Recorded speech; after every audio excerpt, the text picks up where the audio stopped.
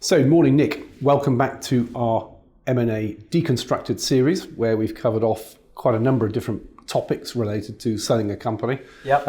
Possibly one of the most interesting topics for a seller is how much does it cost to sell my company? And it's not so easy to actually find that information out if you're a seller having not done the project or done a project like that before. Googling it, looking on the web, can produce a plethora of information. So today I think we're going to talk some headline numbers. If I possibly just take the lead in terms of giving an overall structure, Sure. In terms of what a seller might be exposed to cost-wise. Well, the first set of costs might be an M&A firm, corporate finance firm. The challenge, so this in essence is a selling company using an external firm, an external company to manage the sales process, to find a buyer, yeah. to negotiate the deal and so on. The challenge that I'm pointing to is that the name of that type of company varies because, of course, there are accounting firms that sell companies, there's investment banks, there's M&A firms, there's boutique M&A firms, there's business brokers, and the list is quite broad. And they all have their different strengths and weaknesses. In terms of whether to engage a company to sell a business, my recommendation, even though I do that for a living, is always, whether it be us or somebody else, use somebody. Don't sell a business yourself, especially if it's a valuable business. So the first set of costs comes with using, and I'm going to use an M&A firm, mergers and acquisitions firm. And the cost range can vary enormously. Yes. If you're going to use, let's say, big blue chip bank to sell your company, then the fees can be enormous. If you're going to use a one-person business broker, the fees are going to be proportionately lower. Yeah. Broadly speaking, and I'm going to segment the market and now talk about credible M&A firms, credible corporate finance firms. When I say credible, people that are experienced, do this all the time successfully, employ capable, knowledgeable, and experienced people. The fee structure tends to be bucketed into initial fees to set the project up, a certain amount of money to create the offer memorandum, to do some research and so on. And typically those fees come up front. In other words, paid right at the outset of starting the sale process. Some companies charge a retained fee, in other words, a monthly retainer throughout, all the way to the end of the project. Some companies do that plus they factor in a fee payment when heads of terms are struck. Sometimes the retainer is there, sometimes it's not. And then very often as not, there is a final payment when the deal goes through. Success fee or similar. Yeah. A success fee. Sometimes it can be linked as a percentage of the deal in some, either simple calculation, 1% of the deal value, or some complicated calculation. But in essence, there's usually that upfront fee, usually some retained fees, possibly a fee on heads, and possibly a fee at the end. There's an inverse relationship in the sense that the bigger the deal, in other words, from, let's say, if we're starting at a £1 million deal value going up to, let's say, 20 million, there's an inverse relationship where actually the fee percentages are much higher at the lower deal value. Yeah, it's the same amount of work, but for a smaller return. So it becomes proportionately cheaper, in a sense, the higher the deal value goes. Absolutely. So if you're selling a business and the deal value is £1 million, you might be spending perhaps 10% of that, 8 to 10% of that value in fees going to your M&A firm that is representing you.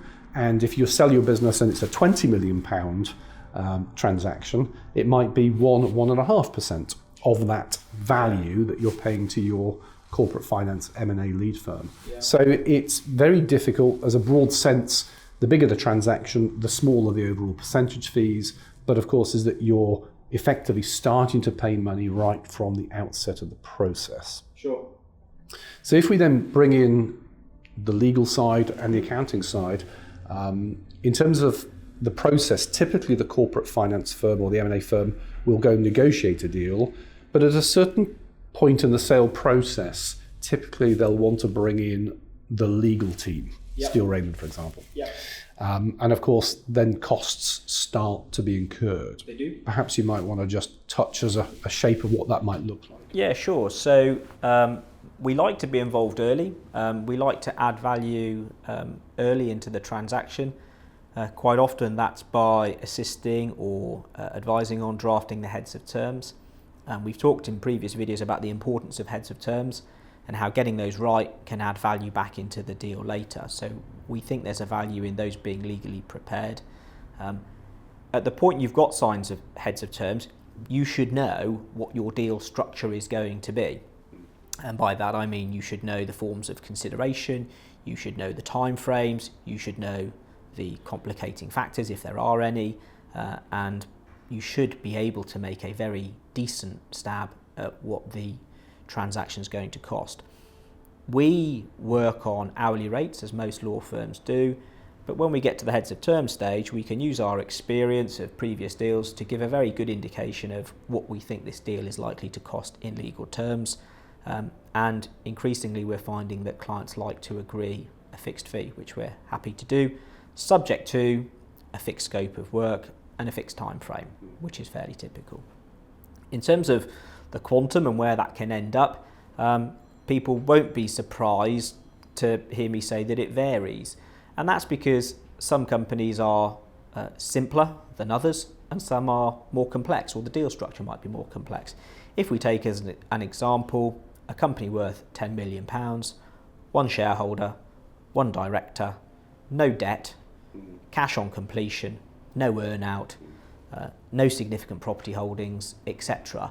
You can see how that transaction is, on the face of it, at least until the DD's done, fairly straightforward. So you should be able to agree a sensible and perhaps a lower fee.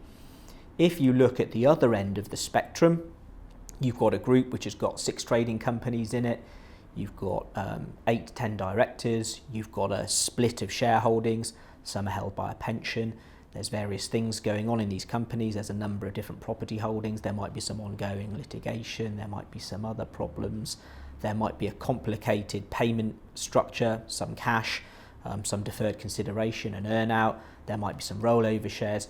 You can see how that deal is simply going to be a lot more complex and time consuming to deal with. The heads of terms should address all of that, and you should still be able to predict what the costs are likely to be, but the costs are going to be greater than the one-man company I mentioned a moment ago.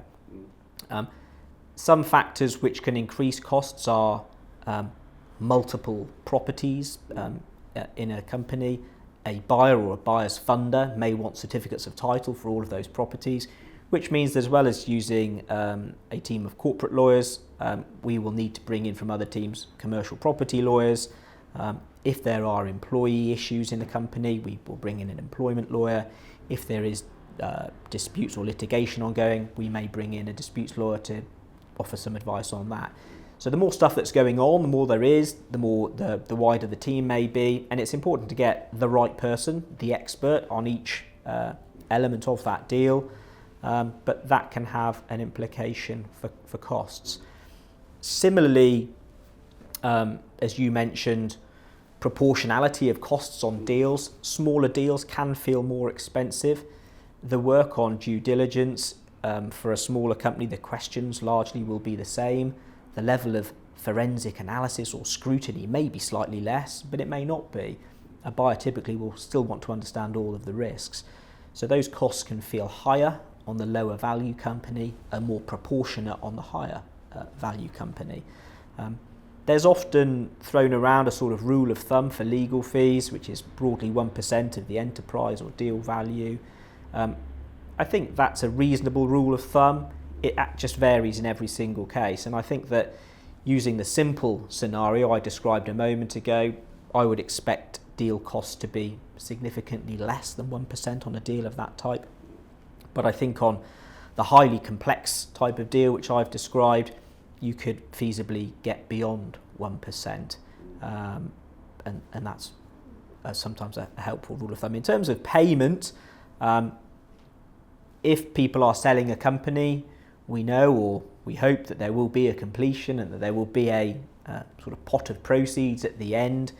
And if a deal is going to take 6 to 8, 10, maybe 12 weeks, we try and work to a position where our fees are cleared on completion. That helps people from a cash flow perspective. If a deal really drags on beyond that, we may need to say, look, we've been working for 3 or 4 months now, we've incurred some costs and we do need a payment to bring that up to date. That can be agreed and addressed at the outset so people know what's required of them.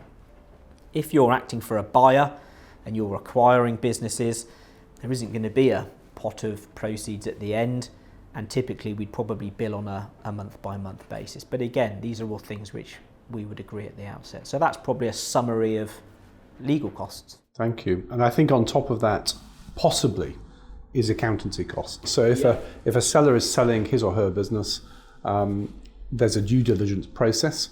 The buyer is inspecting the company, and they'll be going to be looking at the accounts, the finances, the tax, and of course the cost that the seller is exposed to is proportional to the level of capability and resource that they have inside their business. So if they've got a good finance director, a good financial controller, chartered accountants on the payroll, then there's probably minimal external costs that they're going to have to be expensed to.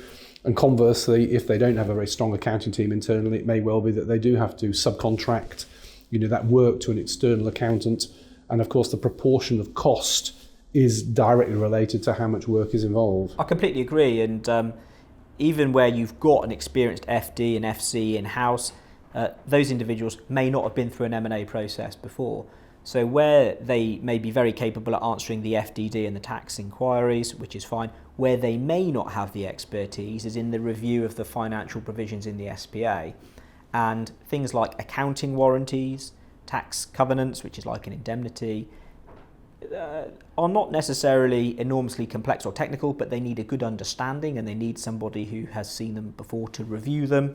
The accounting warranties particularly, because those can represent an area of risk, to review those warranties, to review them with an eye to the company's position, to make sure those accounting warranties can be given, things like accounting standards, etc., etc., and if any disclosures are needed or if any amendments are needed. So even if you've got a good FD and FC in-house, they may be looking at that SPA document and thinking, oh, well, I haven't seen that before, and wouldn't it be good if we used an accountancy firm to review those who've seen it 100 times before? And I would suggest that the cost of doing that is well worth incurring because it's protective.